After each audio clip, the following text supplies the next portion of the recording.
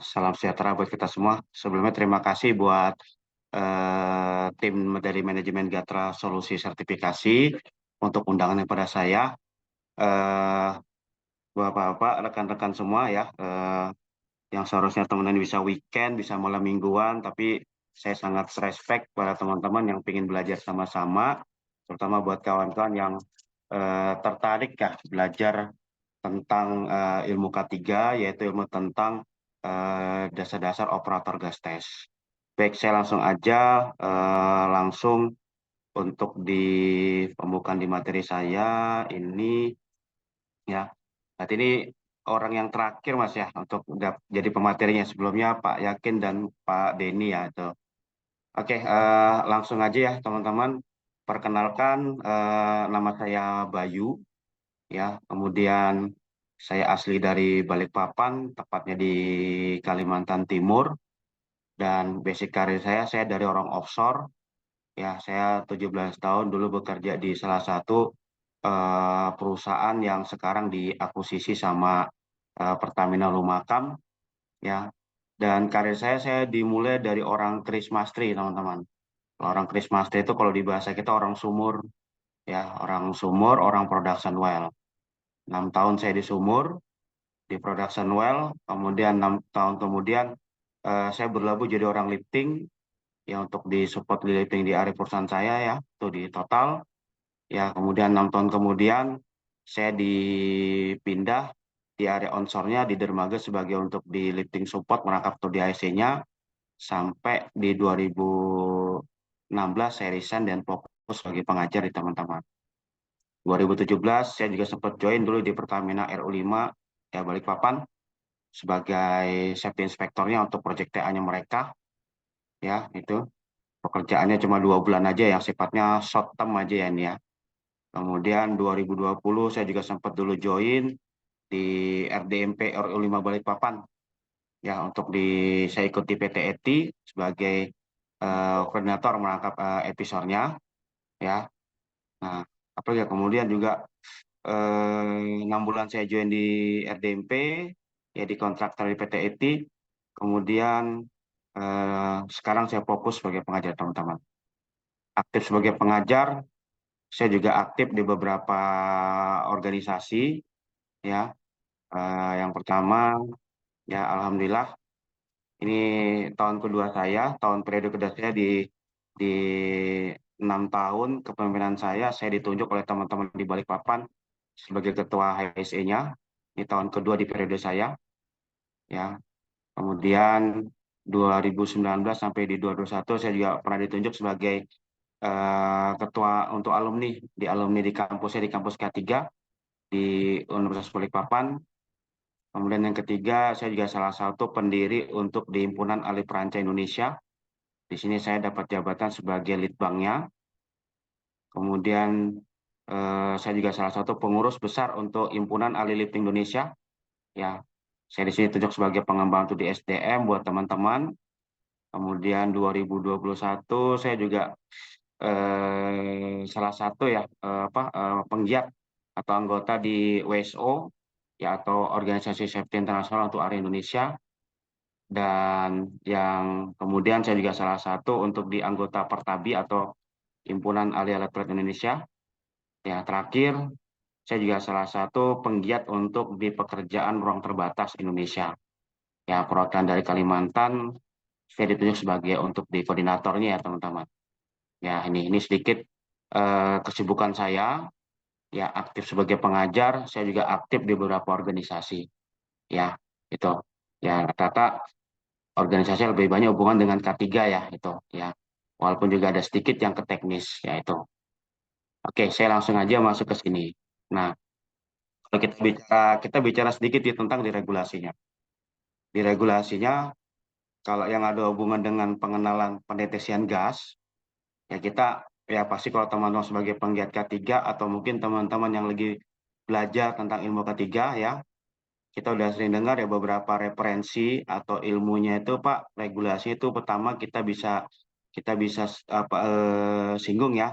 Pertama di Undang-Undang Nomor 1 Tahun 70, ya ini adalah salah satu undang-undang yang mengatur tentang keselamatan kerja.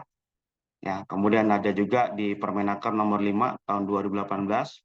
Ini salah satu permen yang mengatur tentang undang-undang linker. Kemudian ada lagi Kep Dirjen Binaswaker yang nomor 113 ya garing DJPPK garing 9 garing 2006. Ini tentang apa pedoman K3 bekerja di ruang terbatas, karena memang pekerjaan ruang terbatas ini ya concernnya juga apa Pak lebih banyak itu adalah di pengukuran gas. Ya, sepengalaman saya, kalau pekerjaan di ruang terbatas, jantungnya itu adalah gas tester. Walaupun teman-teman semua di sini udah punya kompetensi, tapi ketika akan mulai pekerjaan, ketika tidak ada apa informasi atau konfirmasi dari seorang gas tester, teman-teman itu nggak boleh masuk.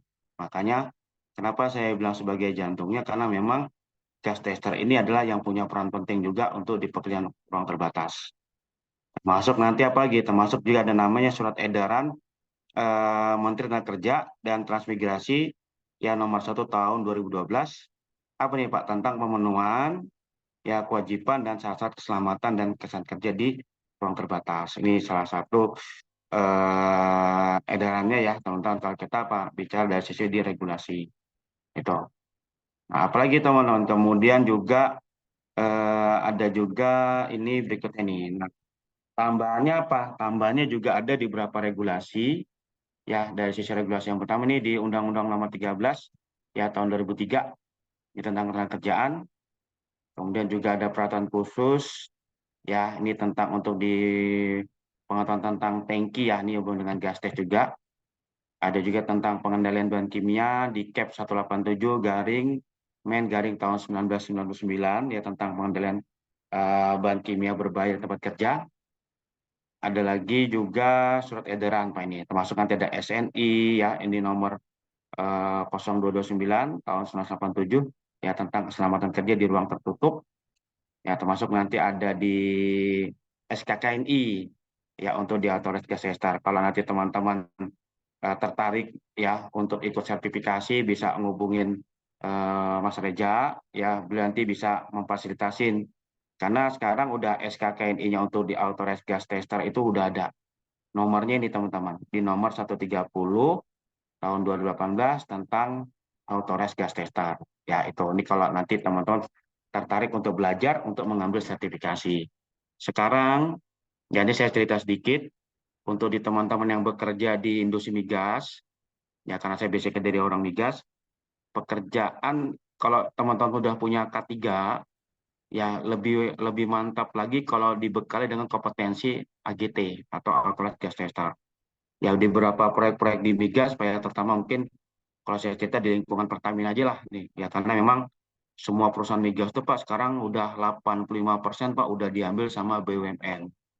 Nah, mereka itu menerapkan untuk nilai jualnya teman-teman minimal juga punya syaratnya apa Pak? Ya punya K3 dan juga apa Pak punya kompetensi tentang authorized gas tester. Ya itu. Ya kenapa? Karena kalau kita lihat ya lingkungan kerja di industri migas itu Pak kompleks. Ya itu. Ya nanti saya akan cerita kompleksnya di mana. Termasuk nanti juga di standarnya OSHA. Ya untuk di Code Federal Regulation ya poin 190 poin 146. Ya itu di salah satunya ya kawan-kawan nanti ini. Nah, kemudian apa lagi? Kemudian ada juga ya untuk di sini yang tadi ya. Nah, salah satunya ini tadi saya lanjut lagi. Nah, ini beberapa istilah ya. Mungkin sambil jalan aja ya. Kalau nanti hubungan dengan dasar-dasar, kita pasti ada namanya ACGH. Ini adalah salah satu standar dari Amerika ya yang membahas tentang apa Pak? Tentang industrial hygiene. Ya, ada namanya disebut American Governmental Industrial Hygiene. Jadi kalau kerja di beberapa tempat lingkarnya kita, lingkungan kerja itu harus standar hygiene-nya harus dapat. Contoh nih, kalau teman-teman kerja di ruang terbatas, dari dia punya temperatur, punya ruang kerja, kelembapan itu harus terpenuhi, termasuk pencahayaannya. Ada lagi standarnya ANSI, ini biasanya beberapa standar yang mengatur, yang mengadop tentang masalah K3 juga. Ya, ada API, ini tentang American Petroleum Institute, ya, terutama buat di teman-teman di offshore ya, ini Ada ASME juga, American Associate for Mechanical Engineering, ini tentang beberapa istilah teknis di hubungan dengan mekanikal. Ada lagi ASTM, ya ini untuk American Associate for Testing and Material. Ya ada juga DOT, ini hubungan dengan apa Pak, Department of Transportation. Ada EPA, ini ya untuk hubungan dengan Environmental Protection Agency. Ini bisa untuk pelindungan terhadap in case kalau ada masalah lingkungan. Ya ada ISA juga, Investment Society of America, ini ya di apa di salah satunya ya juga nih. Apalagi temuan kemudian ada juga ini ada NEPA, ini salah satu bagian mengatur tentang ini fire, ya itu National Fire Protection Association. Ini biasanya beberapa perangkat-perangkat kalau jadi gas test itu ada perangkat-perangkat yang harus terpenuhi. Kalau teman-teman bicara apa dari sisi untuk di perangkat tambahannya. Ada OSA juga untuk standar okupasionalnya. Ada ELSA, ini standar untuk apa? Emergency Life Support Apparatus. Ini kalau di teman-teman bekerja di mana, Pak? Katakan bekerja orang terbatas atau di industri migas, ya ketika ada emergensi, ya salah satu untuk life support-nya adalah ini, Pak. Ya, ada LL, ini untuk Lower Exhaust Limit, ini biasanya untuk konsentrasi rendah di konsentrasi pembakaran. Ada SCBA, ini biasanya juga salah satu tambahannya. Ada STEL, ini salah satu nilai dari apa Pak? Salah satu istilah yang ketika nanti bekerja di ruang terbatas atau melakukan pengukuran gas tes itu minimal hafal Bapak nih tentang STEL. Ada juga WLL, ini tentang konsentrasi tinggi. Ya berapa istilah maupun definisi ya kawan-kawan. Kalau untuk yang toksik juga ada, ya ada ppm, ya ada gas-gas yang umum ya, ini ada tentang H2S, ada tentang metan, ada tentang CO, ya untuk karbon monoksida, ya ada juga tentang CO2. Ini salah satu bagian ya istilah-istilah nanti kalau teman-teman belajar tentang gas tester, ya minimal hafal masalah tentang toxic gas. Ya itu nanti kita akan kupas sedikit ya istilah-istilahnya ini. Nah itu. Nah mungkin ada istilah ya juga ya selain tadi ada namanya TWA, ya ada juga yang namanya L, ada juga namanya IDLH, ya ada lagi namanya PEL. Ya di beberapa literatur yang mengatakan kalau di TWA itu ya atau di istilahnya apa ya di lingkungan kerja kita, IDLH ini Pak adalah salah satu di mana ya ketika kawan itu bekerja di dalam suatu tempat ya katakan di tempat ruang terbatas adalah salah satu bagian ketika pekerja tersebut ya ini dia diberi kesempatan Pak ya ketika dia terpapar sebuah gas dia dikasih kesempatan ya apa Pak dikasih kesempatan peluang untuk apa Pak keluar ya atau melakukan evakuasi itu 30 menit Pak itu ya tanpa mengalami apa gangguan kesehatan serius ya karena kalau udah yang sifatnya ideal ini adalah hati-hati buat teman-teman ya terutama kalau di kita di beberapa industri ya ini kalau udah status tempat area ruang terbatasnya itu mengandung IDLH, ya berarti teman-teman harus hati-hati. Ya dampaknya apa? Dampaknya itu tadi ya pasti hubungan dengan kesehatan, ya atau apa? Atau juga menyebabkan gangguan Pak, ya gangguan di lingkungan kerja kita. Ada lagi namanya PEL, ya PEL juga salah satu istilah Pak atau biasa disebut ada namanya NAB atau ambang batas. Ya, kalau ini PEL ini Pak yang menerbitkan adalah dari teman-teman dari OSA yang membolehkan seorang pekerja itu berada di lingkungan yang terkontaminasi hubungan dengan apa-apa gas. Nah, rata-rata PEL ini atau NAB atau TLP dia bisa dikategorikan orang tersebut ya boleh bekerja ya ketika dalam satu ruang terbatas itu dia tereksposnya adalah 8 jam satu hari dan dalam satu minggu ya dia hanya boleh terpapar sekitar 40 jam. Artinya nanti di sini ditentukan. Nah, kalau di regulasi kita ya di mana Pak di Permen nomor 5 tahun 2018 ya untuk di Permen nomor 5 itu disebut ada namanya apa Pak? Ada namanya KTD ya konsentrasi tertinggi yang diizinkan. Ada lagi namanya PSD Pak ya paparan singkat yang diizinkan. Itu. Ya, ada lagi apa Pak istilah yang umum biasanya ini ya ketika teman-teman melakukan pengukuran ada bahasanya itu adalah apa Pak? Flammable range. Flammable range ini atau batas bisa terbakar ya adalah batas konsentrasi minimum dan maksimum ya suatu bahan bakar dia dapat terbakar secara spontan ya atau menyala apabila apa? Apabila dia diberi sumber panas yang cukup. Jadi kalau di salah satunya kawan-kawan ya ketika nanti melakukan pengukuran explosive meter, pengukuran sebuah konsentrasi gas, ya minimal teman-teman hafal beberapa tabel. Ya contoh kayak crude oil, kemudian metan, kemudian pentan, asetilin itu dia punya nilai untuk LL, dia punya nilai untuk ULL-nya. Yaitu jadi kisarannya dia yang saya bilang tadi.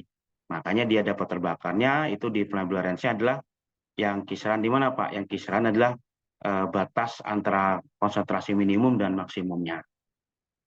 Nah, ada juga ini ya kalau di SKKN kita ya kawan-kawan ya disebutkan bahwa kalau di SKKN kita ya atau standar kompetensi kerja nasional Indonesia ini yang hubungan dengan sertifikasi untuk pengambilan authorized gas tester bahwa dikatakan yang AGT itu atau authorized gas tester itu adalah salah satu personil yang ditunjuk atau disahkan yang dapat pengakuan dari pemerintah apa Pak ya sebagai orang yang punya wewenang untuk mengukur keberadaan gas-gas di udara, gas-gas di lingkungan kerja.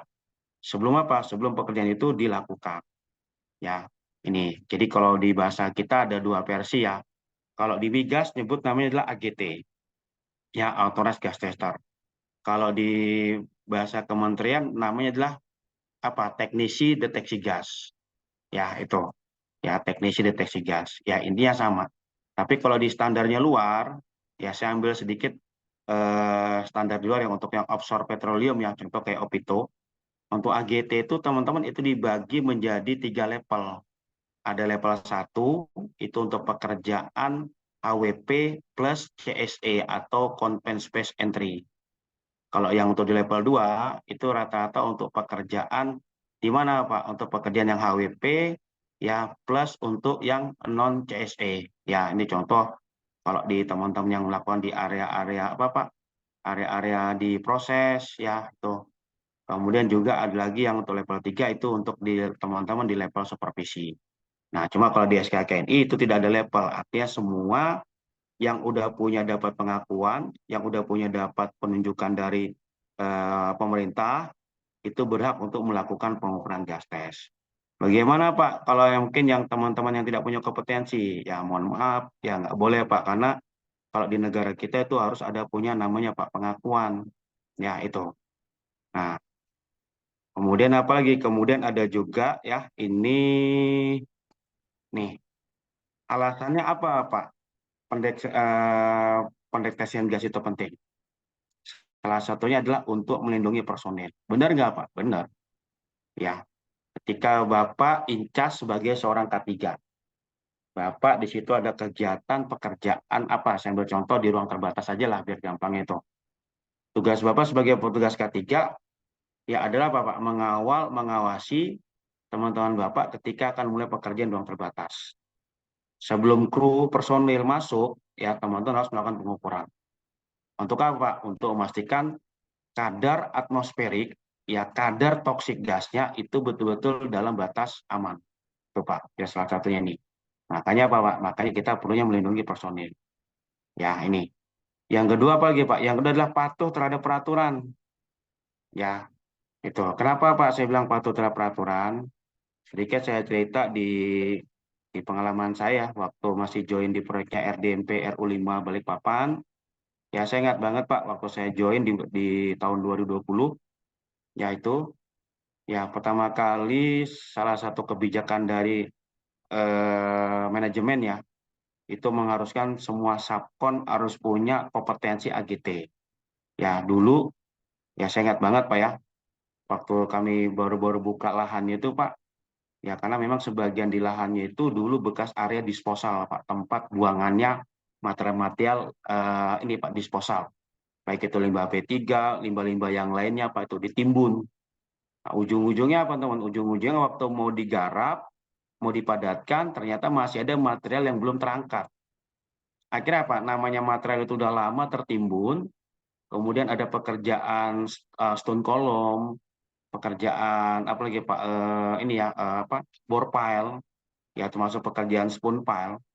Ternyata salah satu kawan kami Pak itu mendetek ya ada kondisi apa Pak? H2S release. Akhirnya apa? Akhirnya tadi si kontraktor itu stop, dia mengungsikan karyawannya, kemudian dia nggak mau melanjutkan pekerjaan. Kenapa? Karena dari pihak owner itu nggak mau mengasih garansi, Pak. Kalau apa? Kalau ada apa-apa, termasuk dia punya peralatan. Akhirnya itu tadi, Pak. Ya dari user, kayak Pertamina memberikan instruksi bahwa semua saponnya harus ngambil apa, Pak? Kompetensi gas test. Ya, karena beberapa kejadian seperti itu, Pak. Ya, ini. Apalagi, Pak, kemudian juga ini untuk mengumpulkan bukti dan data. Ya, saya ingat banget waktu ini ya waktu ngisi pelatihan di teman-teman safety inspektornya di ini Pak ya di kawan-kawan drilling rig untuk di Malaysia ya salah satu perusahaan dari pemerintah apa ya dari bukan dari pemerintah dari mana dari swasta apa itu yang dapat proyek di Malaysia itu di mereka sempat sharing ke saya Pak bahwa ada beberapa perangkat gas detektor ketika Bapak mungkin nggak sadar ya ketika atau teman nggak sadar Pak di perangkatnya itu waktu kita melakukan pengukuran dia bisa menyimpan data dia bisa menyimpan ada data loggernya Pak. Ya, nah ada berapa tipe-tipe merek-merek gas detektor yang saya bilang tadi seperti itu. Tapi nggak semuanya Pak. Menyimpan datanya Pak itu bisa sampai seminggu bahkan bisa sampai 2 minggu Pak. Ya data Bapak, pengukuran Bapak itu bisa tersimpan di situ. Ya, kenapa Pak? Ya singkat cerita, ya sempat ada kejadian Pak, apa Pak insiden. Salah satu krunya ada yang pingsan, begitu nggak lama Pak dilakukan ada namanya investigasi.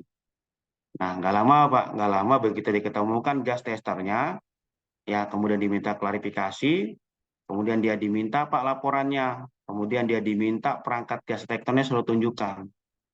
Akhirnya Pak, si bagian investigator tadi Pak, begitu buka, di tampilan layarnya Pak ya, di displaynya dia kotak-katik, ternyata laporan yang ada di POM-nya dia itu nggak sesuai. Nah ini Pak, ini di salah satu. Ya ini salah satu Pak. Kalau kita bicara jadi hati-hati, kalau nanti teman-teman sebagai seorang gas tester, sampaikan aja ke teman-teman yang lain untuk apa? Hati-hati, jangan main tembak Pak laporannya. Ya ini sebagai bukti dan data. Apalagi Pak untuk melindungi struktur, ya ini biasanya kalau berapa perangkat gas detektor Pak yang dipasang permanen, misalnya kayak heat detector, UV detector, smoke detector, jangan Pak itu salah satunya. Dan juga yang tidak kalah penting Pak ini, apa nih Pak untuk mengkonfirmasi Pak bahwa area tersebut bisa dimasuki di tempat ya dimasukin kembali. Ketika Bapak ngukur, Bapak cek di semua posisi, ya kan, Pak. Akhirnya Pak, begitu Bapak cek semua aman, Bapak bisa mengkonfirmasi. Oke Pak, silakan. Saya udah ngukur kondisi untuk atmosferik gasnya aman, oksigennya normal, LL-nya normal. Nah, itu kan Pak tadi. Ya ini salah satunya apa ya? Pak, ketika nanti Bapak atau teman-teman bicara dari siapa? Dari si untuk di pendeteksiannya. Ya itu tadi. Nah, apalagi Pak kemudian juga ya eh, ini tadi. Nah, apa ya? Apa alasannya gas testing itu penting? Teman-teman kan pasti kawan-kawan apa ya, Bapak atau teman-teman di sini kalau udah bekerja di industri migas, industri petrokimia, industri fertilizer, industri-industri yang mungkin yang di situ Pak ada kemungkinan apa Pak terjadi yang namanya potensi hidrokarbon release. Potensi bisa terjadi ada namanya apa? Terjadinya eksplosif. Terjadinya apa Pak? Mungkin kondisi apa Pak? Mungkin terbakar. Ya, itu. Karena kalau sudah bicara di industri migas, kita pasti hubungan dengan tiga apa aspek bahayanya. Ada namanya flammable, ada namanya toxic gas, ada namanya defisiensi oksigen. Kalau bicara flammable, pasti Pak kemungkinan potensi kebakarannya ada. Namanya kan hidrokarbon release Pak. Potensi toksik gimana Pak? Bisa jadi namanya yang diolah material itu banyak, unsur hidrokarbonnya bisa dipecah-pecah, ya pasti ada namanya unsur toksiknya Pak. Termasuk nanti apa? Ada kondisi yang disebut apa namanya Pak? Oksigen defisiensi. Makanya pentingnya apa Pak? Kita melakukan pengukuran gas tes. Ya itu. Apalagi Pak, ada juga ini, kalau dilihat ya beberapa prosedur ya untuk disyarat uji gas di sini. Kenapa Pak uji gas itu perlu Bapak lakukan? Dan orang lebih banyak apa? Pekerjaan itu dilakukan di sini Pak, untuk pekerjaan di ruang terbatas. Saya kalau nyebut namanya router Pak ya, itu ruang terbatas atau router. Ruang terbatas atau confined space itu ya dibagi menjadi apa Pak? Dibagi menjadi dua Pak. Jadi confined space itu ada dua Pak kriterianya. Satu ada namanya adjacent space, yang kedua ada lagi namanya enclosed space Pak. Ya, ruang terbatas atau apa Pak? Confined space. Ada adjacent space, ada lagi namanya enclosed space. Kalau adjacent space, bahasanya gini Pak. Dia dalam satu ruangan, ya dalam satu leveling, kemudian dia posisinya itu Pak dipisah-pisah, ya di sekat-sekat Pak, ada kompartemen. Ya contoh kayak di kapal Pak ya, kapal itu rata-rata dia tebalnya disebut namanya adjacent space. Ya dia punya palka-palkanya itu Pak itu. Sedangkan yang namanya enclosed space itu adalah ketika kawan-kawan di sini yang mungkin yang berkecimpung sebagai teknisi, ya atau mungkin mekanik, atau mungkin yang lainnya, ketika Bapak masuk di area-area apa Pak, ruang engine, yang mana Pak, yang mana itu di situ banyak apa Pak, posisi-posisi yang nggak ergonomik. Misalnya Pak, Bapak nyelempit-nyelempit, Bapak mungkin banyak jongkok, Bapak banyak merunduk, ya. Contohnya kalau dulu saya itu Pak suka masuk-masuk di ruang engine room, pasti kan apa Pak, dia ada pipa untuk ini ya, apa, pipa-pipa untuk ini turbo charge, ada blade, ada mungkin yang lainnya, itu kan posisinya susah Pak. Karena ketika Bapak mungkin untuk dia mengevakuasi agak sulit, ya itu. Nah, confined space ini Pak, kalau pekerjaannya di migas itu cuma dua aja. Tadi saya bicara jenis, kemudian saya bicara pekerjaan. Pekerjaannya itu cuma dua aja Pak yang dilakukan teman-teman. Satu ada namanya compressible gas, yang kedua ada lagi namanya incompressible gas. Kalau compressible gas seperti apa teman-teman? Kalau compressible gas itu Pak, pekerjaannya Bapak ketika di kerjaan ruang terbatas itu pekerjaannya adalah yang sifatnya dikejar targetnya harus selesai Pak. Artinya apa Pak? Pengosongan dia punya toxic gasnya harus bisa selesai. Atau mungkin LL-nya Pak atau flammable-nya. Dengan cara apa Pak? Dengan cara diinjek Pak. Ya diinjek, ya kemudian di apa Pak? Dibuang supaya konsentrasi toxic gasnya sama flammable bisa hilang. Biasanya kita banyak pakai N2 Pak ya, itu yang nitrogen. Sedangkan yang kedua adalah konsep pekerjaan apa? Yang model pakai model tipe incompressible gas. Kalau yang hubungan dengan incompressible gas itu Pak, kita apa?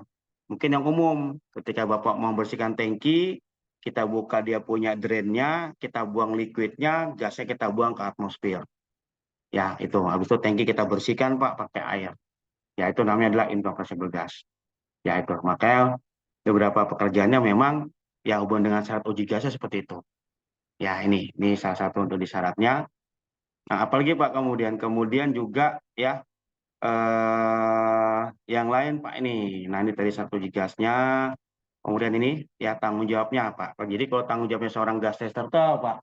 Tanggung jawabnya seorang gas tester itu adalah kalau nanti teman sebagai seorang gas tes, pastikan Pak perangkat-perangkat gas detektor Bapak itu betul-betul bagus, baik ya, jangan sampai ada yang rusak atau mungkin dipaksa dipakai di lapangan. Biasanya apa Pak?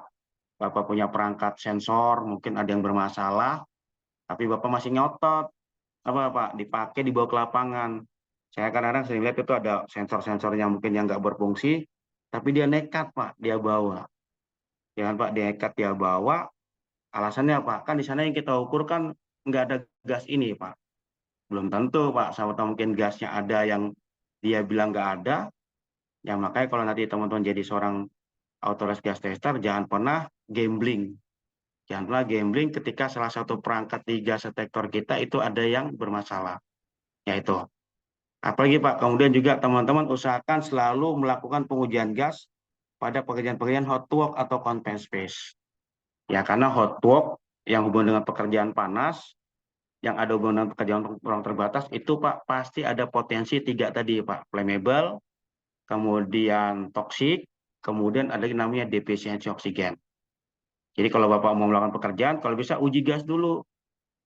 Ya, penggunaan gas detektor ini Pak, ya, atau untuk teman-teman yang sebagai teknisi gas detektor, ini baru Pak dikampanyekan ke beberapa perusahaan-perusahaan.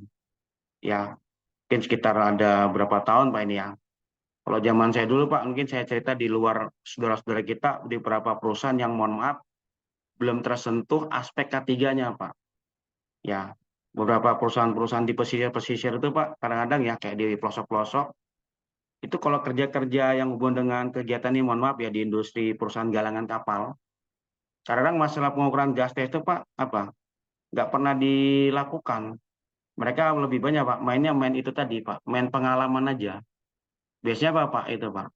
Contoh nih, misalnya kalau ada pengelasan di dalam palka, ya untuk memastikan itu ada gas atau enggaknya apa Pak? Modelnya cuma dua aja Pak, majun sama solar. Majun dicelupkan di solar, kemudian dibakar Pak, dilempar ke depannya open top manhole-nya. Kalau dia ada letupan, berarti ada indikasi gasnya. Simple Pak, gitu aja. Kalau di kampung Pak, teman-teman biasanya kalau di kampung ya, mungkin kalau kita di beberapa daerah-daerah di Indonesia yang mungkin masih belum terjangkau ya sumber airnya Pak, mungkin hanya mengandalkan air sumur, ya Pak, yang mengandalkan air sumur, apa Pak? Ya, itu. Kita kadang-kadang kalau di kampung tuh Pak, ketika bikin sumur gali, ya, banyak Pak, kita hanya mengandalkan apa? Mungkin itu turun, ya bikin sumur gali, habis itu apa? Habis itu mereka apa Pak? Hanya menggunakan beberapa metode yang umum. Misalnya Pak, hanya mengandalkan pakai lilin, contoh. Ya sebenarnya bagus Pak pakai lilin. Cuma kalau Bapak pakai lilin, yang Bapak cari, yang teman-teman cari itu cuma satu Pak, O2-nya aja Pak, oksigennya. Nah bagusnya Pak, kalau saran saya Pak, kalau Bapak nggak punya perangkat gas detektor, ya pakainya pakai ayam. Kalau pakai ayam itu kita bisa dapatnya dua Pak, antara O2 atau toksiknya Pak itu. Ya itu salah satunya. Ya ini. Yang ketiga, menyediakan metode kerja aman. Ini biasanya hubungan dengan apa? Ya tempat, lokasi maupun APD. Ya ini di salah satu juga nih ya tanggung jawabnya di teman-teman. Nah setelah itu apa lagi Pak? Kemudian juga ini ya. Nah mungkin kita sering dengar ya kita kawan-kawan ketika kawan-kawan bicara di industri migas. Di industri migas itu Pak kita sering dengar Pak ada namanya area klasifikasi zona 0, klasifikasi zona 1, dan klasifikasi zona 2. Ya ini kalau di migas biasanya itu Pak. Zona 0 itu apa sih Pak? Zona 0 itu adalah daerah yang berpotensi adanya sumber bahaya hidrokarbon rilis dalam keadaan apa Pak? Dalam keadaan yang sifatnya terus-menerus atau kontinu. Ya, jadi kalau zona 0 itu adalah daerah yang berpotensi adanya sumber bahaya hidrokarbon rilis yang bisa hadir secara terus-menerus.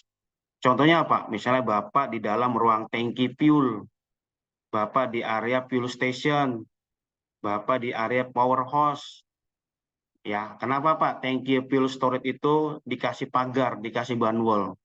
Kenapa Pak? Teman-teman itu ketika di area-area yang sifatnya tangki bisa meledak nggak boleh dekat atau mungkin berada di situ. Karena itu masuk kategori zona 0 Pak. Dia bisa berbahaya, dia bisa terbakar, dia bisa meledak dalam keadaan kondisi terus-menerus. Sedangkan zona 1, apa nih Pak? Zona 1 itu Pak adalah suatu area di mana apa atmosfer gasnya sudah terbakar atau meledak. Ya ini Pak. Jadi ini apa Pak? Kemungkinannya dia apa Pak? Bisa meledak ya saat operasi normal. Contohnya Pak, misalnya kondisi di area ventilasi dari tangki. Kalau di area ventilasi tangki itu contoh apa ya? Contoh tuh kalau kita tuh mungkin Bapak sering dengar yang namanya flashback arrestor Pak itu ya.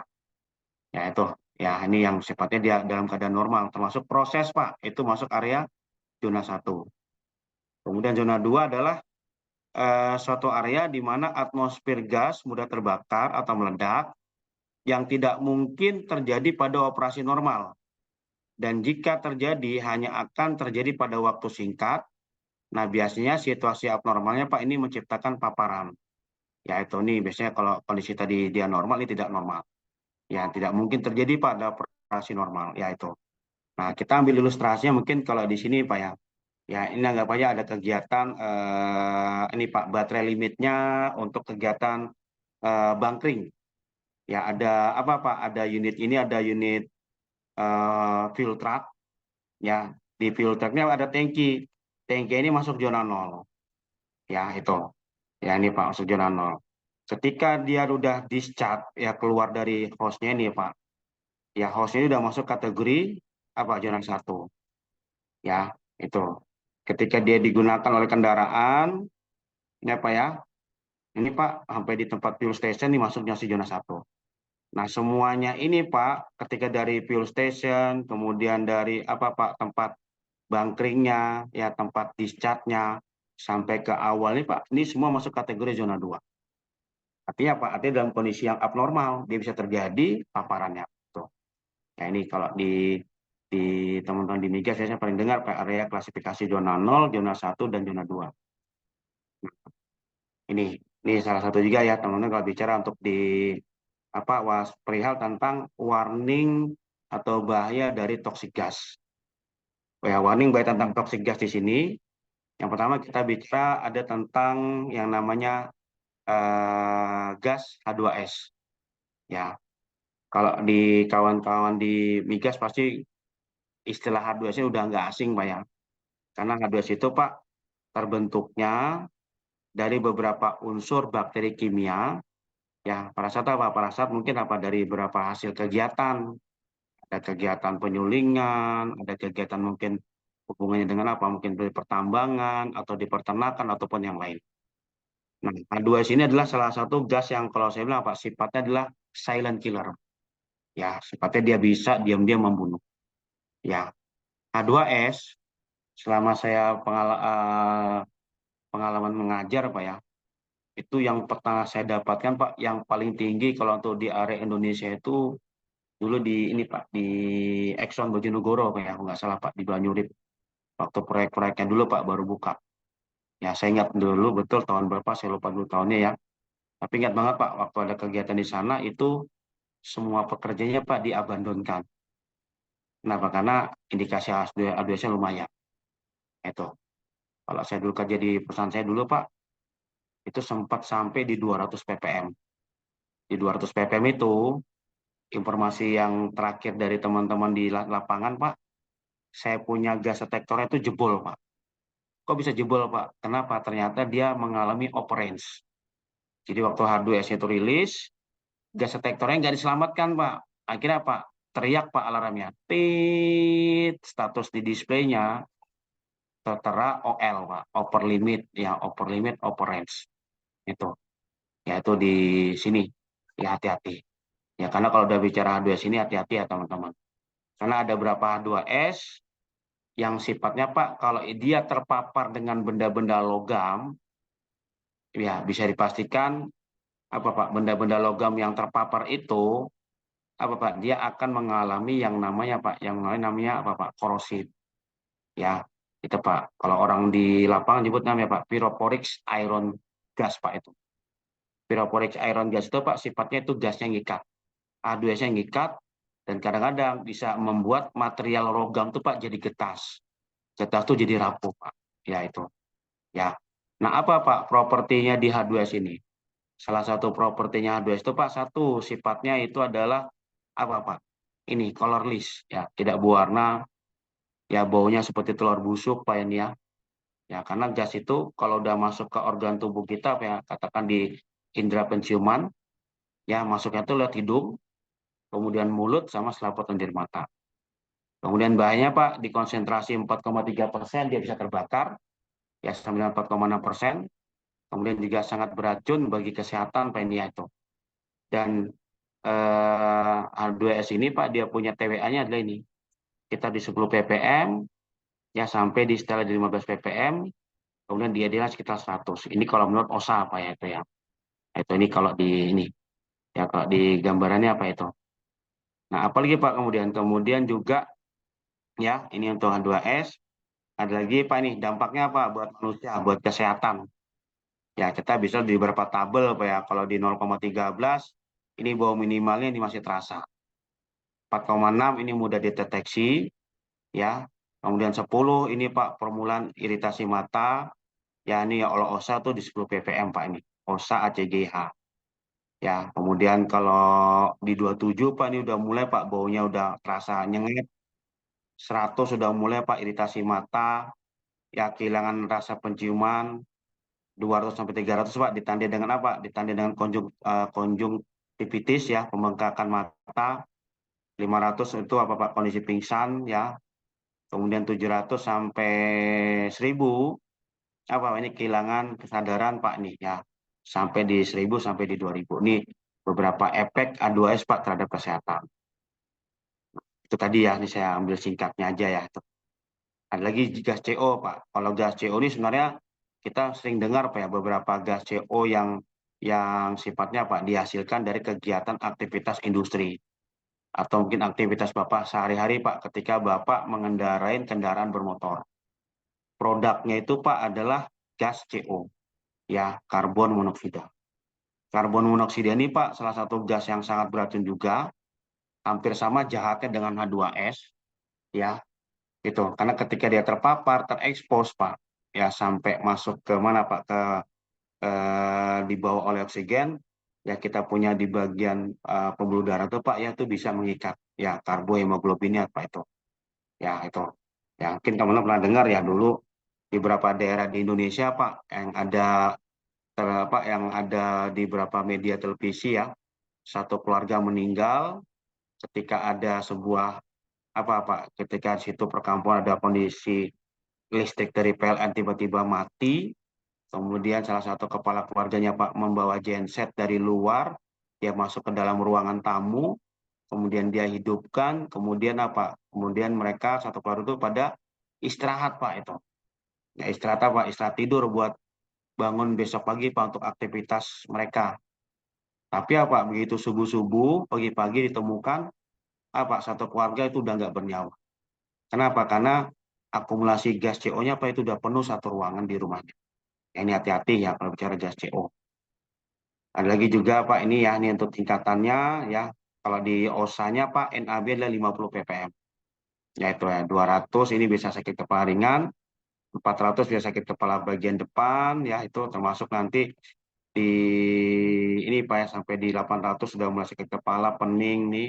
Ya intinya berapa ini Pak tingkatannya tadi.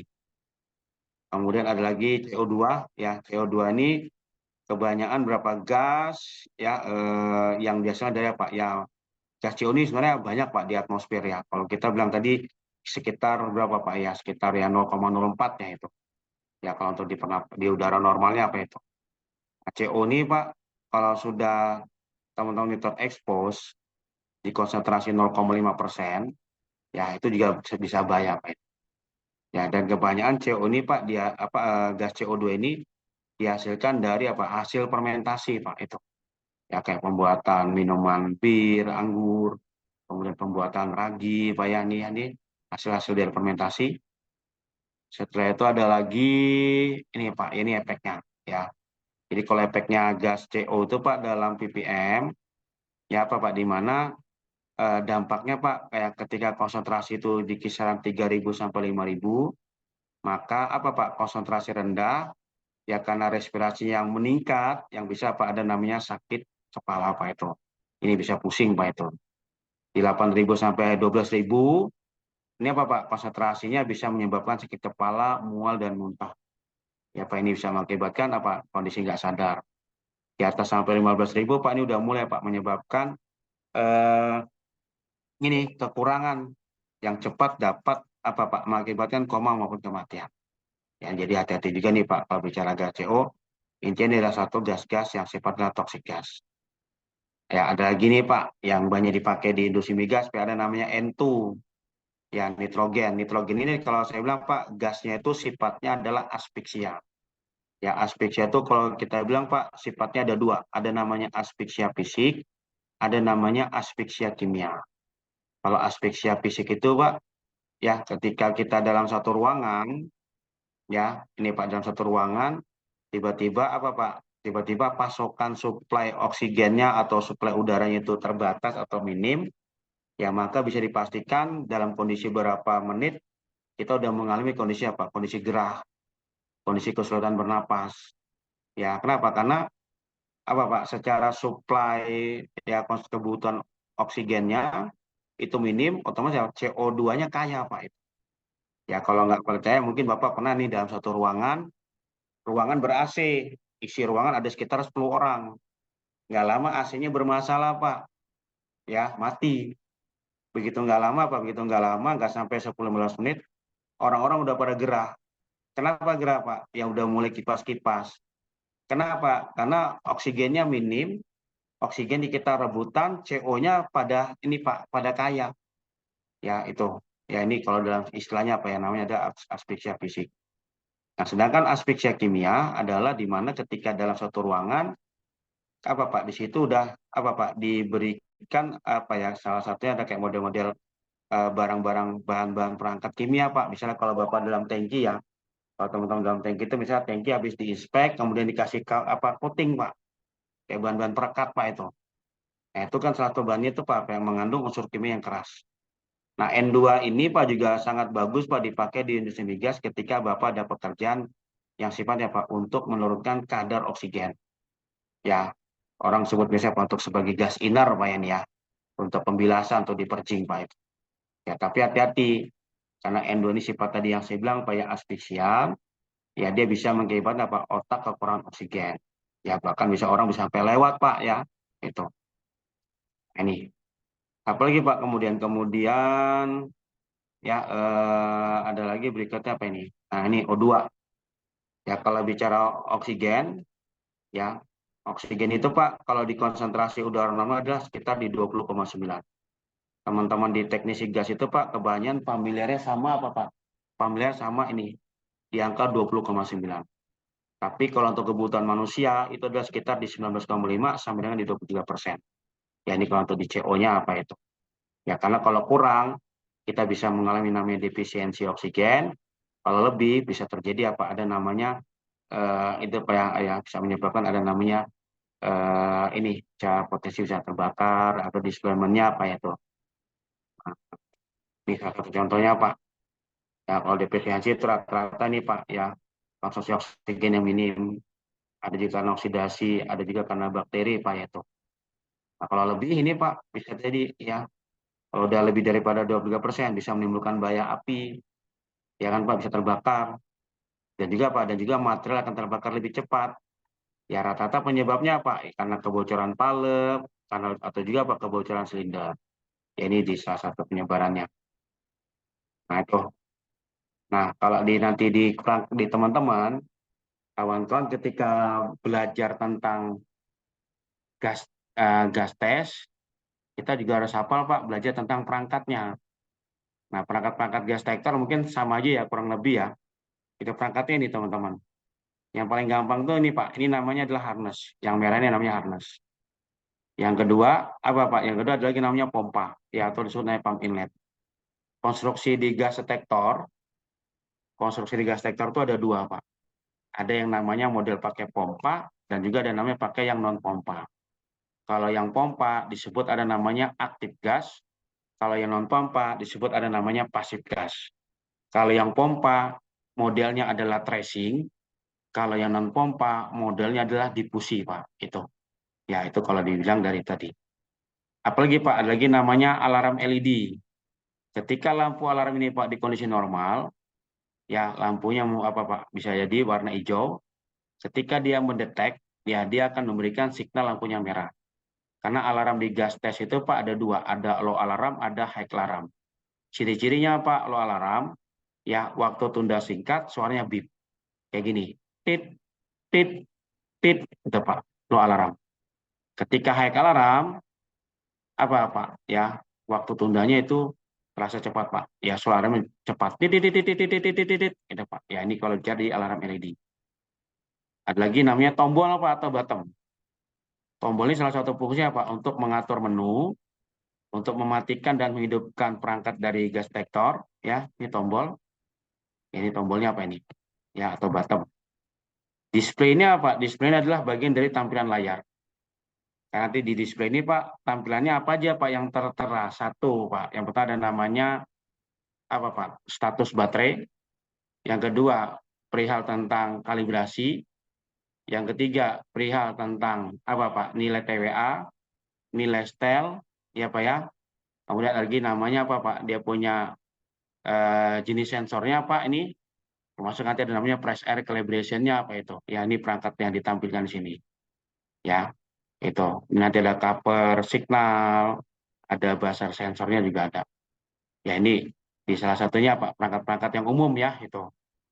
Nah, kalau dilihat lagi, ya ini kalau dilihat lagi teman-teman nanti ini perangkat-perangkat bagiannya.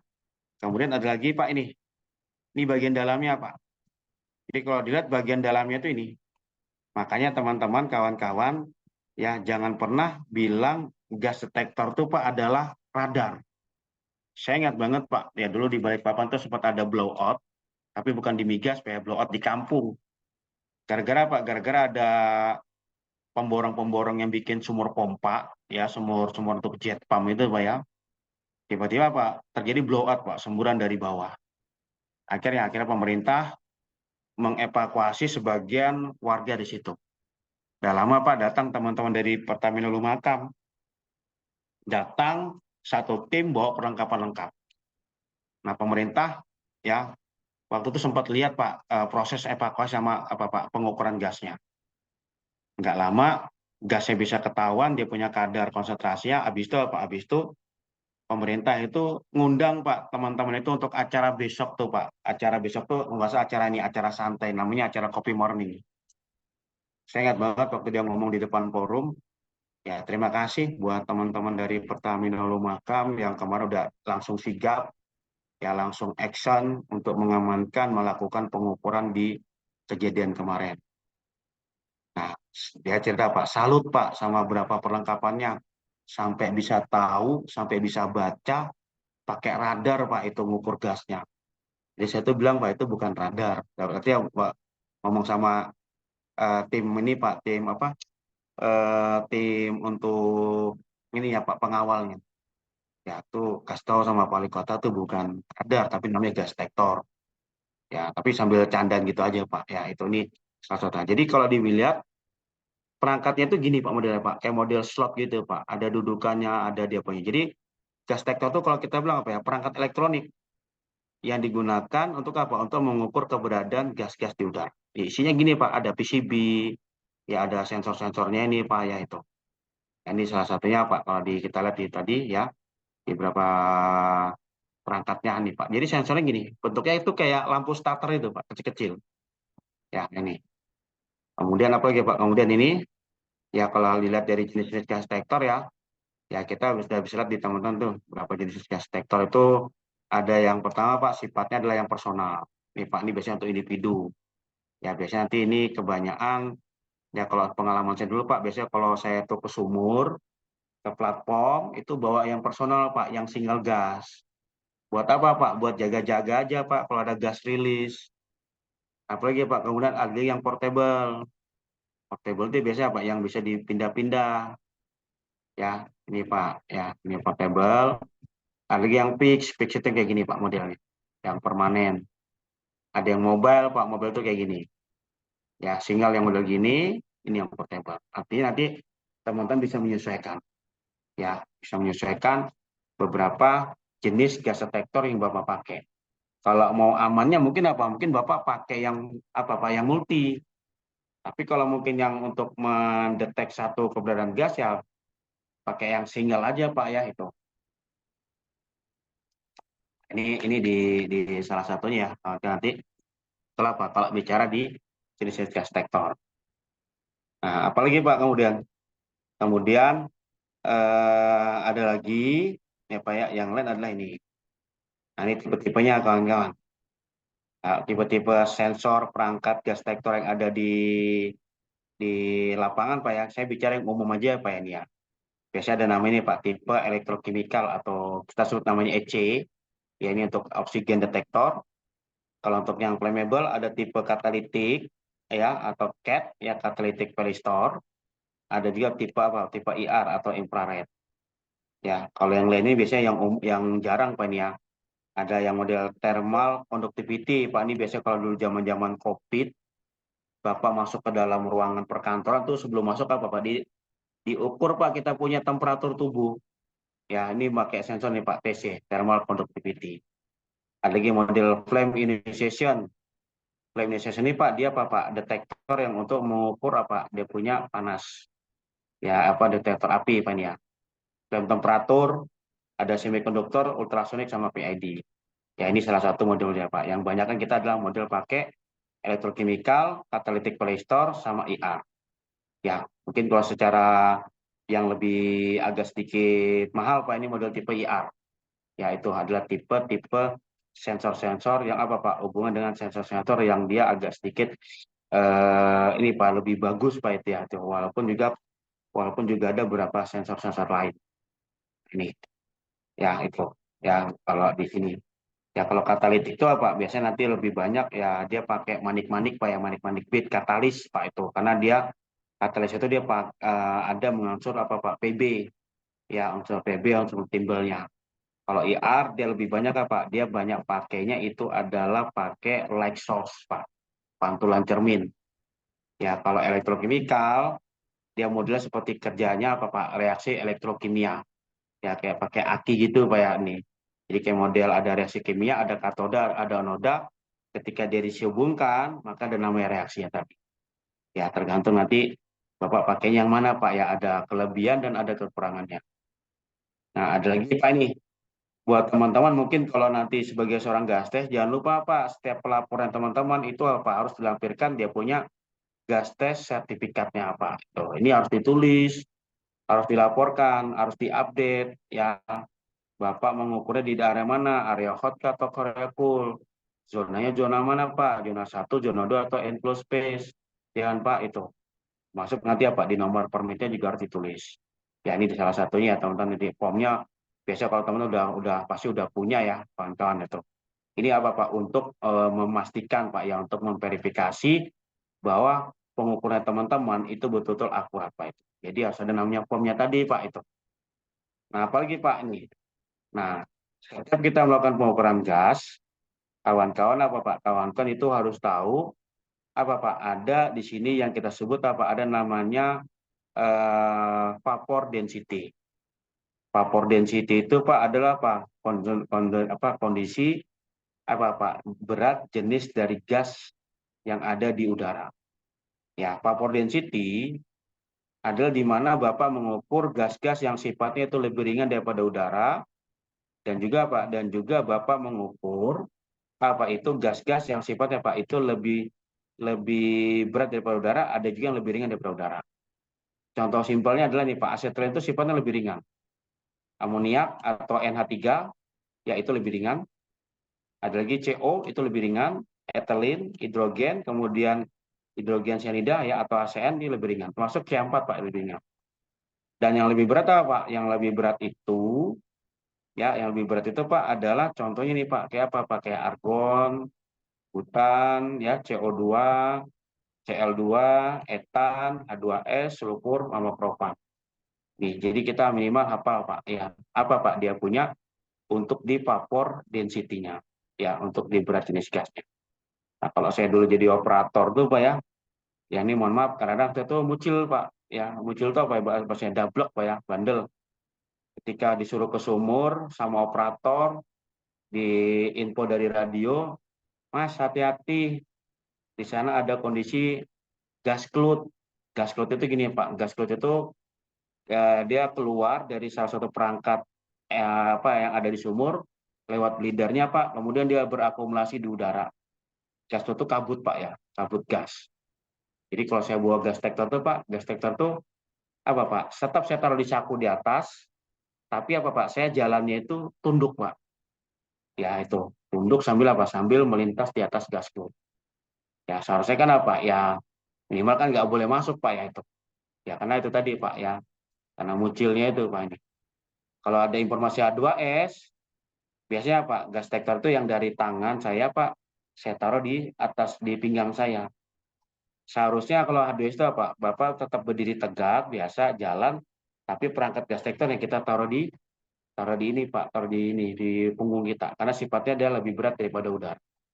Ya ini, ya itu di salah satunya nanti ini. Nah, nih nanti waktu mengukurnya. Ya berapa berat jenis gas itu Pak nanti kalau metan itu sekitar 0,55 dan sifatnya lebih ringan daripada udara. Amoniak 0,59, CO di 0,96, N2 itu 0,97, ya udara itu 1,0, H2S 1,2. 1,2. Ini salah satu apa sifat-sifatnya. Apalagi Pak kemudian ini pada saat teman-teman melakukan tes atmosferik, biasanya nanti dilihat Pak metode pengukurannya. Ya, ada yang ngukur itu dari atas, tengah sama bawah. Nah, masing-masing itu nanti dilihat apa Pak yang terbaca di situ. Yang terbaca nanti waktu pengukurannya ini apa Pak ya, contoh nih di atas misalnya apa, kita ambil aja metan atau C4. Di tengah ada namanya CO, di bawah ada namanya 2S. Berapa Pak interpretasinya Pak paling bagus? Yang minimal itu Bapak pengambilannya itulah sekitar 1 sampai dengan 3 menit Pak untuk pengambilannya. Ya minimalnya 1 menit juga boleh. 3 menit Pak paling lama nggak masalah. Tapi hati-hati kalau sudah gas itu besar Pak, Bapak jangan teruskan. Lu katanya 2 menit Pak. Takutnya nanti gas detektor Bapak jadi rusak Pak sensornya. Karena sensor itu Pak punya keterbatasan. Ya Pak ya punya keterbatasan. Dia bisa jebol Pak. Kalau Bapak mungkin apa Pak yang mungkin ngukurnya nggak sesuai. Ya ini Pak. Jadi sebisa mungkin nanti Bapak mengkondisikan. Itu. Ya ini. Nah termasuk apa Pak? Termasuk ini. Jadi di konsep kita prinsip-prinsip dalam pengukuran gas itu Pak ada namanya evaluation testing. Ya, evaluation testing ini Pak adalah kita mengevaluasi Pak konsentrasi gasnya tersebut dari tingkat yang mungkin apa bisa kita turunkan Pak ini. Ya, oh ini kemarin dia sekitar konsentrasi sekitar sekian ppm, sekarang udah nurun sekian ppm nih Pak, kita evaluasi. Verifikasi gimana Pak? Verifikasi itu adalah memastikan memastikan area tersebut, memastikan perangkat gas detektor kita itu masih layak atau tidak Pak. Ada masalah nggak Pak di pembacaannya? Ya ini. Apalagi Pak, kemudian nanti durasi testing, ada interpretasi termasuk reportingnya sama. Ini untuk di pelaporannya apa ya itu? Ya ini. Nah ini beberapa perangkat kita apa yang kita pakai. Kalau nanti teman-teman udah settle, minimal Pak siapkan perangkat ini. Ya untuk kalibrasinya, karena di kalibrasi nanti ini, ya kita nanti ada namanya BAM test, ada namanya calibration check, ada namanya span calibration. Ya BAM test ini adalah apa Pak? Bapak mengetahui sensor dari alarm ya, alarm pembacaannya. Ya apa Pak? Memastikan audionya, visualnya itu. Ya, tapi BAM testnya Pak dia tidak memperhatikan dari apa Pak nilai setting pembacaan pembacaannya apa nih ya atau akurasi idealnya dari pembacaan dari sensor.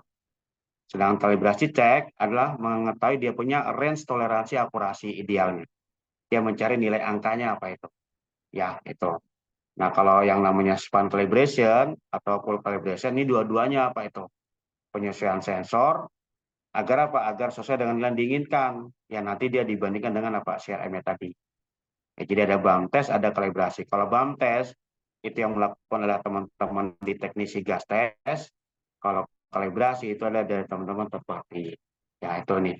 Nah kebanyakan kalau di BAM test itu Pak apa kita paling banyak teman-teman Pak ikut kalibrasi adalah per 6 bulan Pak ya atau 180 hari. Tapi kalau di beberapa standar perusahaan Pak itu yang SOP-nya yaitu kalau di perusahaan migas tempat kami dulu Pak itu nggak bisa Pak 6 bulan karena gas detektor itu nggak pernah istirahat dipakai sama orang terus. Jadi apa Pak? Jadi kita bikinnya itu adalah ini apa per bulan Pak ya itu. Ini. Nah, ini kalibrasi tadi ya. Nanti kalibrasi yang dihubungkan dengan apa Pak buku manual yang nanti ini disampaikan dengan apa semua orang. Nanti disampaikan hubungan dengan apa kalibrasi apa aja yang dilakukan. Ya intinya kalau kalibrasi itu Pak untuk apa? Untuk memastikan perangkat-perangkatnya itu Pak betul-betul sesuai. Ya ini itu salah satunya. Oke, untuk di materi habis ya sudah 1 jam. Ya silakan dari teman-teman peserta di sini, silakan kalau ada yang bertanya, ya saya kembalikan ke Mas Reja. Silakan Mas Reja. Oke, baik. Terima kasih Pak Bayu ya atas pemaparan materinya.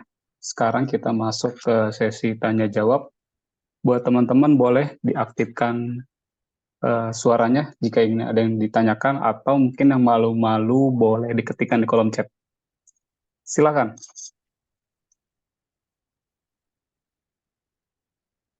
Halo, teman-teman.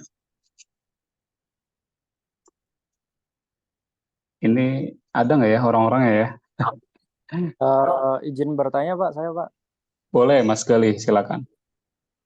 Eh, Selamat malam Pak Bayu. Malam Pak, silakan Pak. Pak Bayu, saya mau bertanya, ya seberapa ini sih Pak untuk gas detektor itu sendiri? Maksudnya di tempat kerja saya ada gas detektor Pak. Nah, tapi kan gas detektor seperti Bapak bilang tadi kan ada masanya ya Pak. Jadi bisa saja detektor itu sudah tidak berfungsi gitu Pak.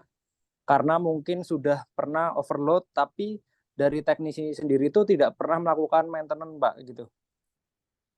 Nah, Oke, terus? pertanyaannya eh, dari gas detektor itu seberapa eh, nilainya seberapa penting Pak untuk pertimbangan kita di dalam ruangan tersebut Pak? Apakah setiap hari harus dipantau atau hanya ketika terjadi alarm aja Pak? Oke, Jadi terus? saya se- eh, saya bilang seperti ini karena saya bekerja di CEMS Pak, di CEMS di salah satu PLTU Pak. Oke. Nah, seperti itu Pak. PLTU mana Pak? PLTU Karangkandri Pak, Cilacap. Oh, Cilacap ya. Oke, sebenarnya kalau di Bapak di PLTU itu justru konsentrasi gasnya itu agak sedikit ini Pak ya. Karena kan Bapak itu PLTU lebih banyak apa Pak? Metannya apa ya, dari batu bara gitu Pak ya. Karena kan Betul Pak. PLTU biasanya bahan bakarnya banyak pakai batu bara. Nah, kalau Bapak sebagai seorang HSE atau orang K3, ya pengontrolan itu Pak, ya setidaknya itu harus continue Pak, rutin. Kemarin juga saya sempat ada privat itu Pak, teman-teman yang di PLTU-nya di Tanjung ya, Tabalong, dari Kalsel, terus sempat mereka kemarin di sharing juga. Ya, mereka tuh punya perangkat gas detektor Pak. Kadang-kadang baru pakai sekian bulan itu sudah mengalami kondisi error. Ya, kenapa? Karena mereka dari sisi maintenance-nya, kemudian juga dari sisi Pak mungkin untuk dikalibrasinya itu jarang Pak. Taunya dipakai personnya tapi nggak tahu kapan untuk time schedule-nya untuk dilakukan kalibrasi.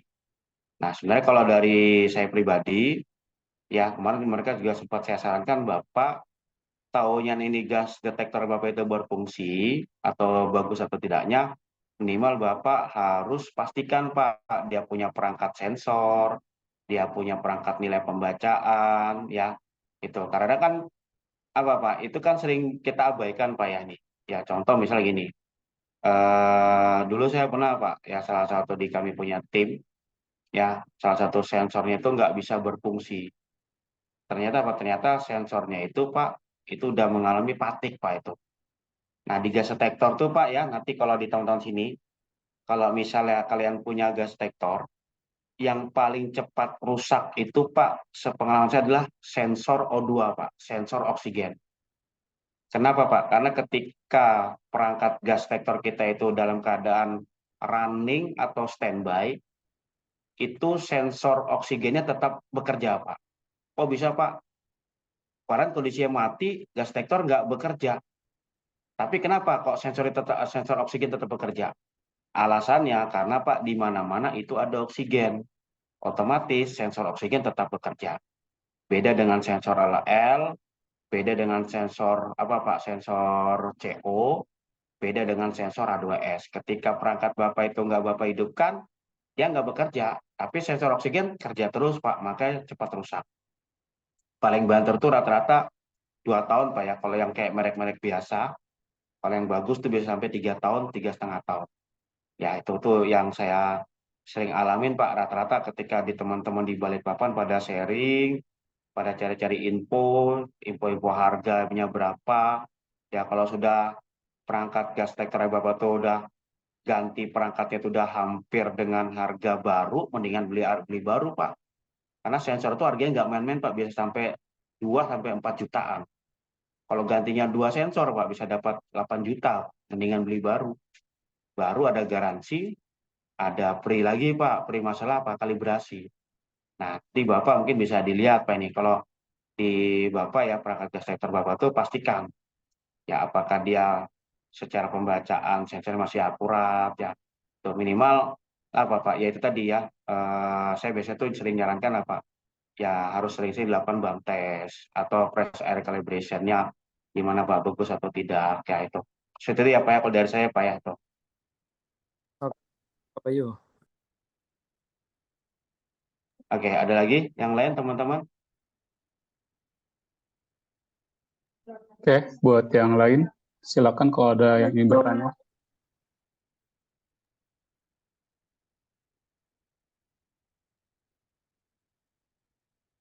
Mas Khairul, ada yang ingin tanyakan?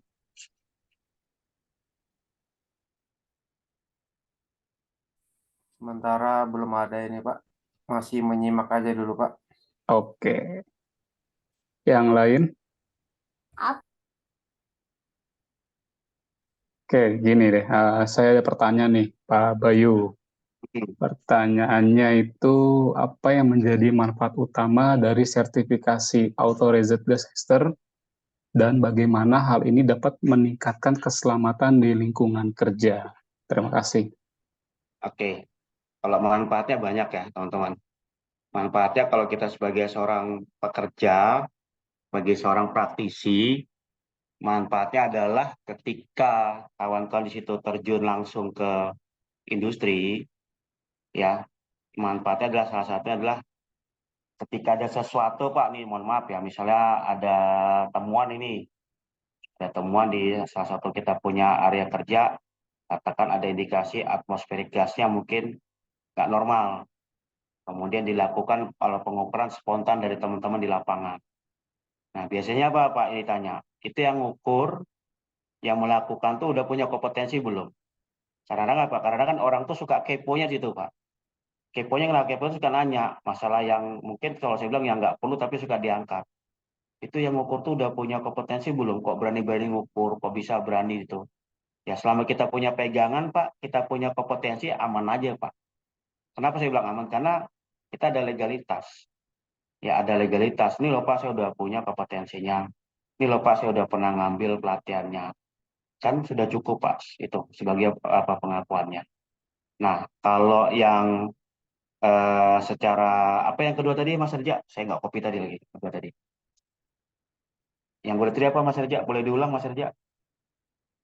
Oke, yang kedua kedua. itu, bagaimana hal ini dapat meningkatkan keselamatan di lingkungan kerja? Oke, kalau saya bilang pasti Pak bisa meningkatkan di lingkungan kerja. Ya, saya ambil contoh Pak ini. Ya, saya ambil contoh di pekerjaan ruang terbatas aja ya. Itu. Ya, beberapa pekerjaan ruang terbatas.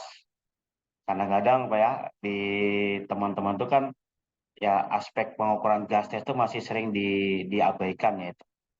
Ya, saya sering kadang-kadang di teman-teman provider tuh sering dikasih apa ya dimintain tolong untuk memberikan pelatihan di ruang terbatas.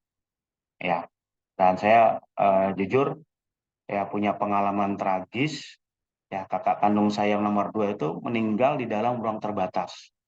Ya di salah satu perusahaan perusahaan fertilizer ya di Bontang Pak ya itu tahun 2008 ya nggak salah itu. Ya saya ingat banget ya saya lagi di laut disuruh pulang ya dari laut saya langsung terbang Pak ke Bontang. Ya saya dapat informasi dari teman-teman di sana Pak. Kenapa? Itu sudah dipastikan Pak tangkinya itu silonya itu aman. Ternyata apa? Ternyata itu tadi Pak. Ya salah satu gasnya itu ada mungkin yang rilis Pak itu. Karena waktu itu yang dibersihkan adalah tangki amonia. Ya. Nah, saya bilang kenapa Pak nggak ada standby authorized gas testernya? Kenapa Pak almarhum kakak saya bisa masuk ke dalam tanpa ada namanya pengawasan dari gas tes? Ya, kenapa Pak? Karena orang tuh beranggapan apa? Pengukuran tuh hanya sebatas di awal, ya itu aja Pak. Padahal kalau Bapak bermain di gas tes, ya nggak bisa Pak ngukurnya harus di awal. Pasti ada namanya periodiknya Pak. Di awal, selama pengonitoran, mengawasin, ya Pak ya orang-orang terus. Ya intinya periodiknya jalan Pak. Bisa itu 1 jam, bisa itu mungkin per setengah jam, bisa itu per 15 menit Pak tuh. Tergantung dari kondisi karakteristik bentuk dari tangkinya. Nah, kenapa bisa terjadi seperti itu? Karena kita nggak tahu Pak, perangkat equipment yang ada di kita punya di instalasi kita kadang-kadang bisa mengalami yang namanya failure. Saya ambil contoh nih Pak, mungkin kalau teman-teman tahu yang namanya separator, tahu yang namanya slack catcher, tahu yang namanya KO drum, tahu yang namanya vessel, pasti kan punya instalasi penghubungnya Pak. Contoh kayak palep, kayak ESDP, jangan Pak itu belum tentu dia bisa 100% Pak, apa Pak, aman. Bisa jadi apa? Bisa jadi yang namanya alat, yang namanya device, pasti ada kecil kemungkinan Pak, apa Pak, mengalami apa Pak, mengalami failure. Contoh nih Pak, misalnya kalau Bapak sering dengar ya, ketika kita sudah melakukan isolation beberapa instalasi kayak palep, ya kita mengisolasi yang namanya positive pressure-nya. Ya, tiba-tiba Pak, di palep tersebut dia rilis Pak gasnya. Padahal kita udah kasih DBB Pak, udah kasih double block, tapi dia bisa rilis. Nah, kenapa dia bisa rilis Pak? Ya ada kemungkinan Pak, salah satu perangkatnya mungkin mengalami kegagalan. Ya contoh nih, kenapa? Karena palep itu kemungkinan gagalnya ada dua Pak. Bisa karena dia leaking, atau bisa juga karena dia Pak, atau dia karena passing Pak. Ya, kalau bahasa palep itu passing sama leaking tuh kayak ibarat tuh kayak apa Pak ya, beda-beda tipis. Kalau passing belum tentu leaking, kalau leaking pasti passing Pak. Ya itu. Jadi saya ulangi, kalau kalau leaking belum tentu kalau passing belum tentu leaking, kalau leaking pasti passing. Passing itu Pak adalah di mana ketika instalasi palep itu udah pulih kos, tapi gasnya itu Pak masih bisa ngowos. Lewat mana Pak? Lewat dari perangkat-perangkat dari sealingnya tadi Pak itu. Tapi kalau yang namanya leaking ada kemungkinan apa Pak? Ya salah satu di bagian dia punya perangkat penyambungnya kayak model ring join, kayak model gasket, kayak model spiralunnya Pak, itu mungkin ada yang rusak Pak itu. Nah itu yang kadang-kadang apa Pak? Pentingnya itu apa Pak? Ya dalam sisi pengawasannya harus betul-betul dilakukan. Artinya jangan sampai Bapak pengukuran gas tes itu hanya sebatas yang penting ada petugas gas tesnya, ada kelihatan unitnya, ada kelihatan orangnya udah. Kalau bisa apa Pak? Standby. Ya, kalau saya ingat banget dulu kalau dulu ikut TA-TA di Pertamina tuh Pak ya, kita tuh bisa kalau udah suruh standby ya Pak. Ya, kenapa Pak? Karena satu orang tuh bisa sampai 5 pesel diawasin, tapi harus muter Pak, harus periodik. Standby radio, standby gas tes, ya kan Pak itu. Ya, seperti itu ya Mas Reja, kalau dari kami ya Mas Reja. Oke, baik. Terima kasih Pak Bayu. Mungkin dari teman-teman satu pertanyaan lagi jika ada. Boleh yang lain? Saya boleh bertanya lagi nggak Pak? Boleh, silakan Mas Gali. Oke Pak Bayu, jadi eh, kan saya dan mungkin teman-teman lainnya juga bekerja dengan dan bertemu dengan gas toksik secara langsung ya Pak ya. Nah, pertanyaan saya boleh dong Pak, dari pengalaman Pak Bayu, mungkin eh, alat perlindungan pernapasan atau air purifying respirator ini tipe apa sih Pak yang sekiranya itu bisa kita gunakan ketika di lingkungan kerja kita, dan berdasarkan pengalaman Pak Bayu sendiri itu mana yang paling aman dan eh, mungkin cara menanggulangi apabila kita tanpa sadar Pak, misal ada gas yang misal kalau di tempat saya itu mungkin ada CO2 sama SO2, ada merkuri juga seperti itu Pak. Air purifyingnya menggunakan tipe apa Pak? Mungkin ada yang khusus atau seperti apa Pak? Itu aja sih Pak. Terima kasih. Oke, oke Pak. Mungkin kalau air purifying Pak ya, air purifying ya, respirator. Ya kalau di teman-teman mungkin lebih banyak pakainya Pak, pakai yang ini ya kayak model SCBA Pak ya, SCBA atau mungkin yang model pakai airline. Ya, kalau di saya sih nggak ada merkuri Pak ya, nggak ada hidrogen, lebih banyak mungkin apa H2S, NH3, Cl2, termasuk mungkin gas-gas di luar gas tadi pakai BTX. Nah di beberapa berapa provider alat SAP itu Pak itu banyak Pak yang mengenalkan beberapa alat-alat yang cocok Pak ya, atau yang cocok buat lingkungan industri, baik itu migas, baik itu fertilizer maupun mungkin petrokimikal. Ya, nah ini biasanya tergantung dari apa Pak, lingkungan kerja kita. Ya saya kalau di air purifier respirator itu lebih sering Pak pakainya adalah SCBA. Ya, kadang banyak kan teman-teman tuh kalau ketika masuk di area-area yang Pak Gali bilang, itu kan pasti Pak udah disampaikan Pak di awal. Area Bapak di sini konsentrasinya ada indikasi ini. Nah, Untuk pekerja diharapkan untuk apa? Menggunakan beberapa alat pelindung untuk di respirator. Ya mungkin kalau kayak gas-gas mungkin apa disarankan pakai SCBA. Mungkin kalau yang sifatnya mungkin hanya sebatas pium, mist, vapor, mungkin Bapak hanya pakai yang model Pak, yang model-model yang pakai cartridge atau kanister Pak ya itu. Nah, kalau yang untuk yang detailnya itu Pak, biasanya nanti dilihat lagi. Kadang-kadang tuh banyak nih Pak ya, soal pengalaman saya Pak, di tempat-tempat yang pernah saya lihat, itu banyak ketika bahasanya gini ya, kalau saya bilang tuh banyak yang agak sedikit miss Pak ya, atau mungkin ada kesalahan sedikit. Kadang-kadang Pak, banyak orang ketika bersih-bersih tangki, cleaning-cleaning tangki, itu hanya apa Pak? Mereka pakai air purifying respirator itu Pak, pakai SCBA. Nah, kalau saya bilang apa Pak? Pakai SCBA itu nggak cocok Pak untuk kerja. SCBA itu Pak lebih cocok dipakai untuk rescue. Nah, kalau pakai kerja, bagusnya Pak, bagusnya Bapak itu pakai airline. Ya, kenapa bagusnya pakai airline? Karena airline itu Pak cocoknya Bapak untuk bekerja. Ya, karena di situ apa salah satu ergonomiknya Bapak tidak terbebani ketika Bapak bawa apa Pak silinder atau botol atau tabung. Nah, itu. Ya, kayak kemarin saya sempat ada ngejob ya di tangkinya Interpot, ya, tangkinya Interpot di Balikpapan. Ya, di situ mereka ada punya penampungan minyak Pak, punyanya Exxon Mobil. Exxon Mobil dari ini Pak dari Singapura. Ya, jadi Singapura tuh punya kilang minyaknya ya minyaknya dijual di Balikpapan, Pak. Diambil sama perusahaan-perusahaan di batu bara di sini. Ya, kemudian mereka waktu itu manggil saya suruh masuk ke tangkinya dia, Pak. Dan tidak apa-ngapain, Pak. Cuma masuk, ambil 8 botol minyak RON 98 itu, Pak, buat dibawa ke labnya dia. Nah, dari mereka tuh, Pak, saya punya SCBA tuh nggak boleh dipakai. Ya, maksudnya apa, Pak? Dia udah paham. Pak, ini nggak usah pakai SCBA, Bapak masuk pakai ini aja. Pakai airline. Bapak masuk, ambil di bagian tengah, itu ada tempatnya punya apa samplingnya itu Pak, ini bawa botolnya 8, Bapak nanti apa Pak Bapak isi di dalam botolnya itu. Jadi masuk Pak seperti itu. Jadi memang apa Pak, bagusnya memang pakai airline. Nih Pak ya, karena satu sisi ya Pak Bapak lebih agak sedikit leluasa. Ya, itu kalau di saya Pak. Ya. Saya nggak tahu kalau teman-teman yang lain ya. Biasanya sih yang umum sih kita pakainya itu Pak, antara dua Honda Airline atau SCBA. Nah, kalau teman-teman yang mungkin yang main di kapal, main-main untuk di kegiatan operasi drilling, itu lain lagi Pak. Kayak saya kalau dulu di drilling Pak ya di rig itu Pak, masing-masing orang-orang di kamar tuh Pak disiapin ada namanya EEB, Emergency Escape Breathing Apparatus. Bentuknya kecil Pak, kayak ukuran botol yang saya pegang ini.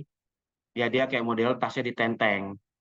Ya, itu tapi akurat Pak, dia bisa bertahan sampai 10 sampai 15 menit. Di kamar-kamar mesin itu Pak, di kapal-kapal itu juga sama. Ketika ada mungkin ada kondisi apa ya oksidasi atau mungkin ada kondisi asap atau kebakaran dia harus pakai itu Pak, standby-nya pakai itu. Ya, itu salah satunya Pak, salah satu proteksi Pak ya untuk meminimais. Bisa jadi kalau nanti temu di Pak Gali sebagai teknisi atau operator di PLTU juga bisa tentukan Pak. Biasanya kan itu kalau mungkin yang kayak saya bilang tadi Pak ya, kayak fume, mist, vapor itu biasanya pakai yang full face mask aja Pak, yang pakai cartridge ya, itu atau pakai kanister.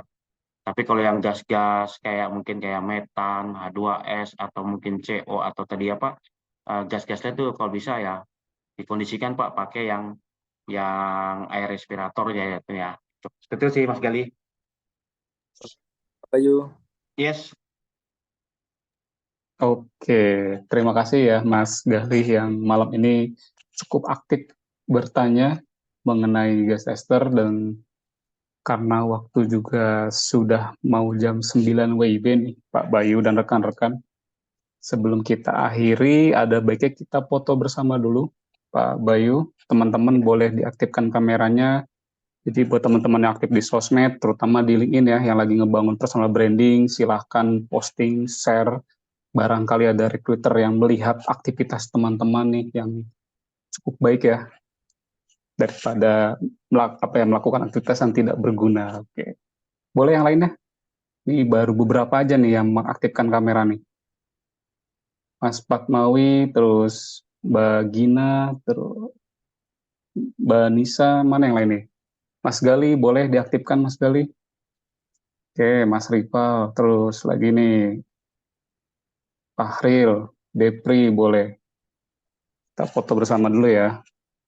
Nanti setelah ini saya mau ngasih info, mungkin mau menginfokan ulang ya tata cara mendapatkan sertifikatnya, sama ada info penting buat rekan-rekan. Jadi jangan ada yang live dulu. Oke, teman-teman boleh melihat kameranya, tangannya seperti ini. Oke, boleh yang lain. Dalam hitungan ketiga, 1, 2, 3. Oke, baik. Terima kasih Pak Bayu, terima kasih rekan-rekan yang hadir di malam hari ini. Saya mewakili Gatra ingin mengucapkan tetap jaga kesehatan buat Pak Bayu dan teman-teman. Terus titip salam buat keluarga ya Pak Bayu. Sampai jumpa di lain kesempatan. Terima Siap, siap. kasih Pak Bayu. Oke, saya izin pamit ya, Mas Jaya semuanya teman-teman ya. Oke, Ya. Ya, thank Bang. you. Siap. Nah, buat teman-teman boleh stay dulu. Mungkin ada yang kelewat ya. Jadi infonya ini di sini ada yang belum mengikuti langkah-langkahnya untuk mendapatkan sertifikat. Oke, jika belum ya, saya mengingatkan kembali. Pertama, teman-teman wajib follow Instagram Gatra Sertifikasi dan pelatihan anak safety. Oke, ini harus pakai akun personal teman-teman ya. Jadi tidak boleh pakai akun pasangannya. Misalkan kalau yang pasangannya lagi ikut juga nih. Jadi harus masing-masing. Oke, terus teman-teman juga harus membuat story, terus tag juga Gatra Sertifikasi dan pelatihan anak safety. Tentunya teman-teman wajib membuat caption. Silakan di screenshot karena batas pengumpulannya nanti sampai jam 12 kurang 1 menit. Nah, terus teman-teman cari di Google Gatra Solusi Sertifikasi, kasih ulasan. Jadi kalau bisa jangan cuma 5 bintang. 5 bintang plus ulasannya ya teman-teman ya. Seperti itu. Dan teman-teman tinggal submit. Jadi ini nggak saya pungut biaya sepeser pun, teman-teman cuma ngelakuin yang tadi perintahnya ya teman-teman ya. Terus batas pengumpulannya juga sampai jam 12 kurang 1 menit. Oke, sudah di screenshot ya teman-teman ya. Oke, lalu mungkin buat teman-teman yang masih kurang perihal materi tentang AGT, misalkan nanya ya Mas Reza untuk sertifikasinya bagaimana sih BNSP seperti ini teman-teman ya. Jadi kalau untuk sertifikasinya, dia ada di kelas malam di akhir bulan depan di harga 2.999.000, di mana teman-teman akan mempelajari 7 unit kompetensi secara lengkap dan detail. Oke, jadi 7 unit kompetensi ini yang akan diberikan secara materi dan tentunya akan diuji. Tapi semuanya kita akan bimbing sampai yang namanya kompeten atau lulus. Terus buat teman-teman nih, misalkan Mas Reja ada nggak sih selain gas tester, BNSP, ada juga nih K3 umum dan K3 migas. Di mana K3 umum ada 13 unit kompetensi dan migas ada 8 unit kompetensi. Oke, harganya berbeda di mana K3U di 2.599.000 dan di migas 2.699.000. Itu bisa saling melengkapi teman-teman. Terus misalkan nih Mas Reja saya budgetnya mungkin nggak nyampe 1, ada nggak sih pelatihan yang harganya terjangkau? Ada teman-teman bisa ikut awareness 1 hari. Di sini kita ngebahas ISO, terus ada ngebahas Loto, HSE Plan. Oke, cukup di 199.000. Ada di tanggal 25 November nanti. Nah, untuk info lebih lanjut, teman-teman silahkan kepoin di Instagram Gatra Sertifikasi. Seperti itu. Ada pertanyaan, teman-teman, sebelum kita akhiri? Ada pertanyaan? Silakan kalau ada yang mau bertanya. Oke, saya mengingatkan ya, untuk pengiriman sertifikat kehadiran, video record dan materi akan dikirim di hari Senin. Oke, teman-teman ya. Jadi mohon ditunggu untuk pengirimannya di email yang teman-teman submit di Google Form. Jadi harus email aktif. Oke. Ada yang mau bertanya? Mungkin Mas Fatmawi ini kali keberapa nih Mas Fatmawi nih? Saya masih ingat nih Mas Fatmawi. Oke. Ada yang mau bertanya silakan. Jika tidak ada, mungkin saya akhiri ya untuk malam ini. Saya mengucapkan banyak-banyak terima kasih banyak. Semoga materinya benar-benar teman bisa cerna, terus berkah tentunya ya kumpulan kita malam ini. karena ya lebih produktif dibandingkan cuma nongkrong-nongkrong ya teman-teman ya. Seperti itu saya mewakili Gatra mengucapkan wabillahi wal hidayah. Wassalamualaikum warahmatullahi wabarakatuh. Terima kasih dan selamat malam. Sampai jumpa di lain event. Terima kasih, Terima kasih, Pak. Mas. Iya, thank you.